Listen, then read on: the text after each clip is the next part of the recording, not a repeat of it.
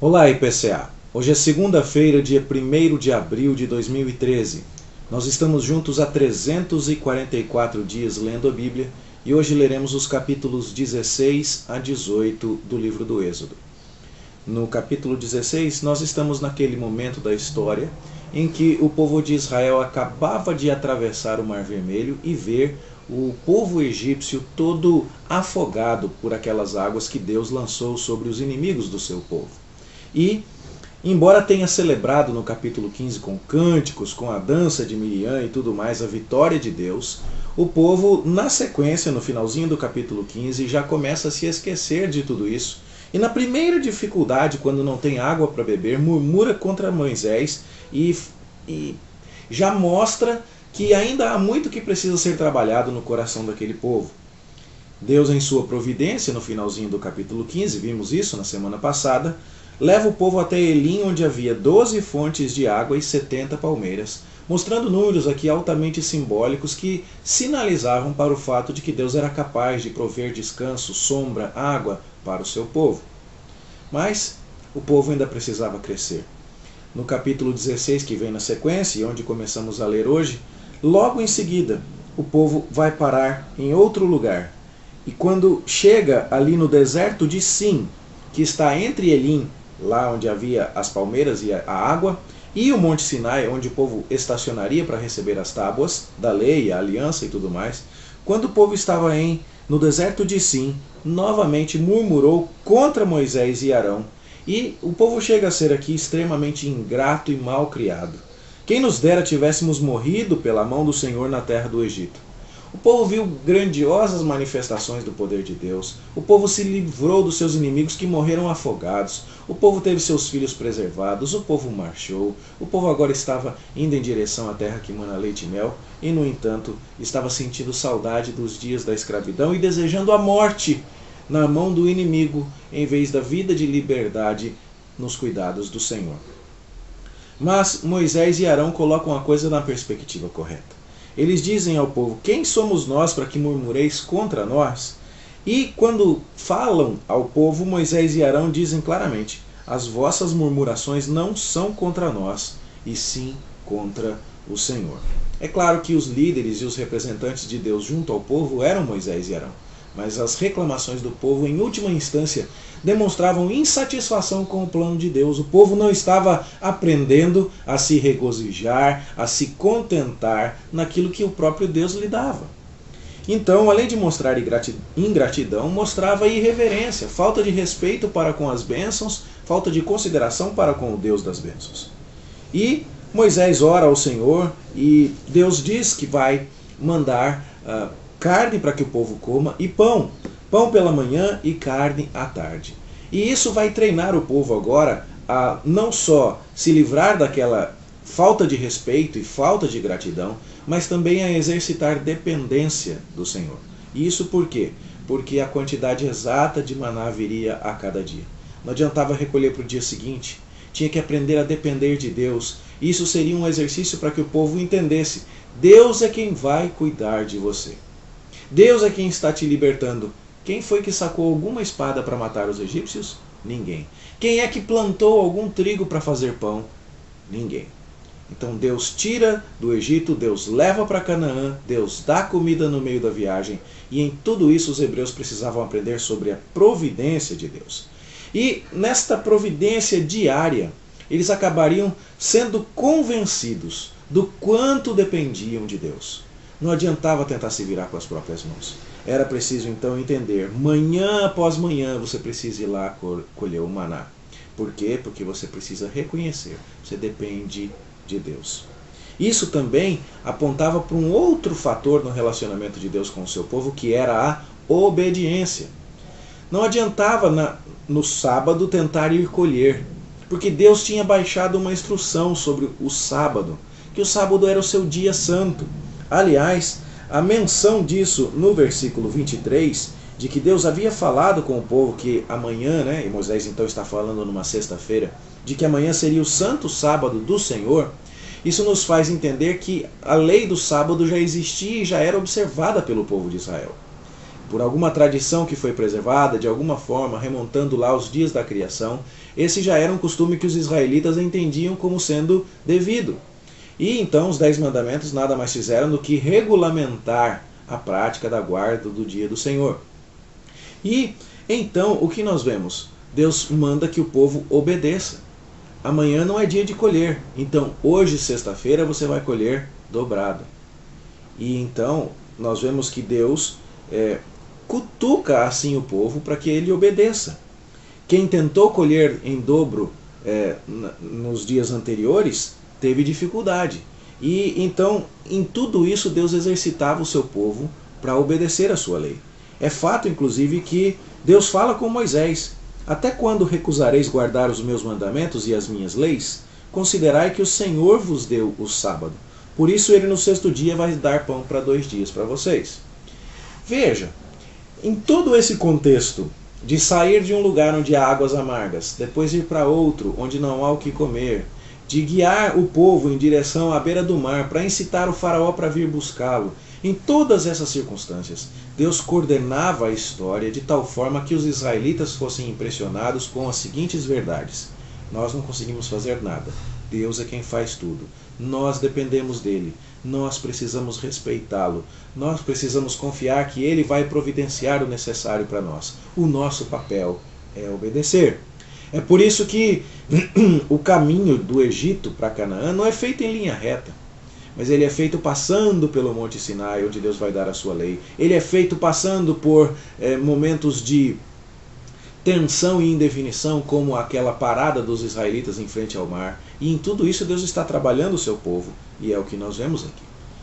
Não vai parar por aqui a história, porque no capítulo 17 nós vemos que mais uma vez o povo está em Refidim, um lugar onde não tem água para beber. E o povo contende outra vez com Moisés, e Moisés fala assim: por que vocês estão contendendo comigo? Porque vocês estão tentando ao Senhor.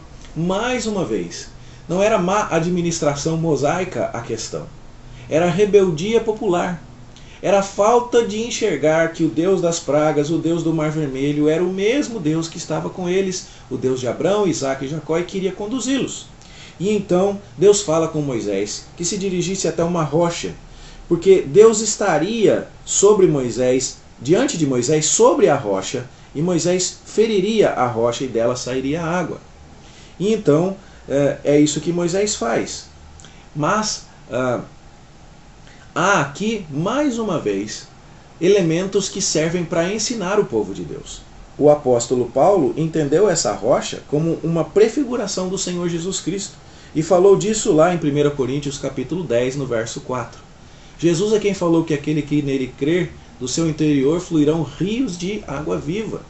E a ideia aqui é que, do mesmo jeito que o povo de Israel, precisando dessedentar-se, teve uma rocha ferida para que brotasse água para que ele pudesse beber, da mesma forma nós, que temos sede de Deus por estarmos afastados dele em função dos nossos pecados, vamos a Cristo que foi ferido pelo Pai e vamos beber da água que ele der, e por isso mesmo nunca mais teremos sede. Pelo contrário, essa água será em nós um rio a jorrar para a vida eterna. Perceba isso então e veja que Deus está conduzindo esse caminho por essas lutas, mas ensinando o povo a depender, confiar, respeitar e a não tentar o Senhor Deus. Os israelitas ficaram falando: está o Senhor no meio de nós ou não? Cadê a água para beber? E é justamente essa lição que nós precisamos aprender, porque foi assim que Satanás tentou Jesus. Falando: Jesus, você não é filho de Deus? Pula daí do templo para ver se teu pai manda te segurar. Mas a resposta de Jesus vem daqui, deste contexto, lembrado lá em Deuteronômio. Não é para tentar o Senhor Deus. E aquilo que Israel não aprendeu, Jesus demonstrou para nós, tendo aprendido numa obediência perfeita. Chega a hora da batalha.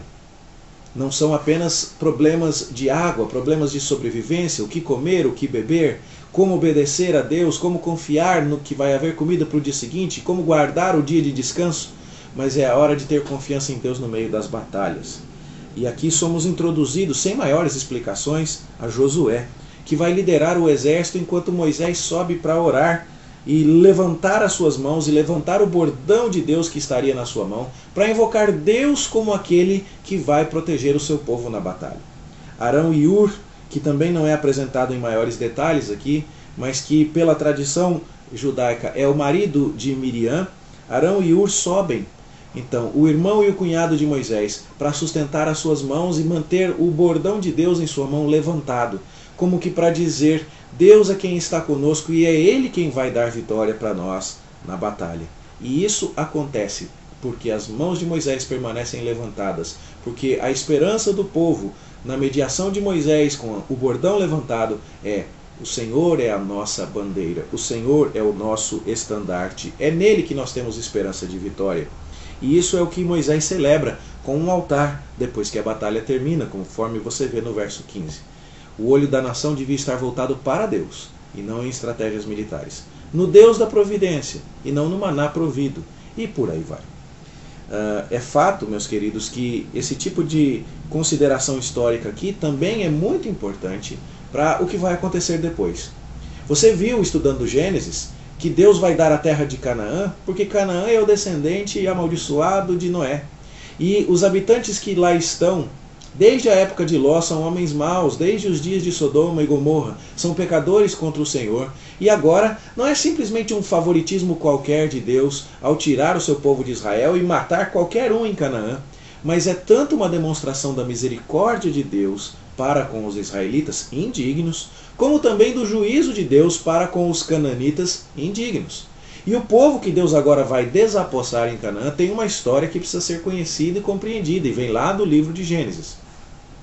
Da mesma forma aqui em Êxodo, a noção de Amaleque, que foi covarde, que era um descendente de Esaú, os amalequitas descendiam de Esaú e, portanto, a inimizade com os israelitas descendentes de Jacó pode ser explicada daí. Os amalequitas atacaram o povo de Israel pela retaguarda, matando primeiro velhos e crianças. Uma tremenda trairagem. E por conta disso, Deus haveria de apagar o nome de Amaleque do meio da história da face da terra, não é? E isso fica já descrito aqui no final do capítulo 17. Essa história vai ser fundamental, por exemplo, para o relato de como Deus vai rejeitar Saul, lá nos dias do profeta Samuel. Deus mandou Saul aniquilar o rei Agag e todos aqueles que descendiam dele, porque eram amalequitas. E Saul não fez isso, e por conta disso Deus o rejeitou. Então você vai ver que certas coisas que podem parecer arbitrárias da parte de Deus lá na frente, por que rejeitar Saul só por causa de um detalhe desse? Não. Há profunda necessidade de conhecimento histórico para entendermos o motivo das coisas. E é por isso que o exame da palavra tanto nos ajuda nessa hora. E, então, mais uma vez aqui no livro de Êxodo, temos considerações e informações históricas que vão nos ajudar a interpretar as batalhas, as escolhas e os valores de Deus no futuro. Se a guerra aqui dos hebreus contra os cananeus por posse da terra deve ser lida à luz dos fatos que nos são explicados em Gênesis, as guerras lá na época de Saul devem ser lidas à luz dos fatos que nos são explicados aqui no Êxodo. Seguimos vendo que, depois de tudo isso, o sogro de Moisés aparece a ele.